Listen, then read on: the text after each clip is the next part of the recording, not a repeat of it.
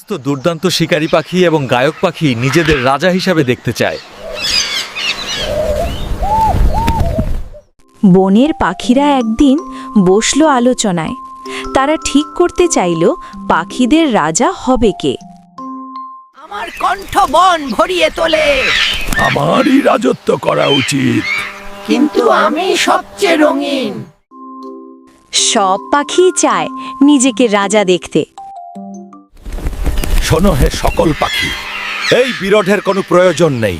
আমি নির্ধারণ করব তোমার মধ্যে কে রাজা হবের যোগ্য। এই নিয়েই বিভ্রান্ত পক্ষীকুল। পাখিদের রাজা নিয়ে বিভ্রান্তি কাটাতে এগিয়ে এলো এক বুড়ো পেঁচা। যে সবার ভালো চায় সে হবে পাখিদের রাজা। সে বলল, যে সবার ভালো চায় সেই হবে পাখিদের রাজা। তার কথায় সায় দিল সব পাখি। পাখিরা পায়রাকে তাদের রাজা হিসেবে বেছে নিয়েছে।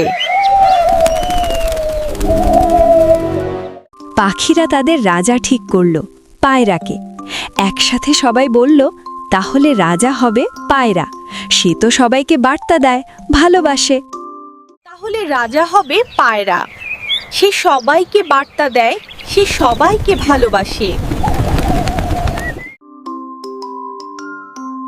এই গল্প থেকে শিখলাম, নেতৃত্ব মানে সেবা, শাসন নয়।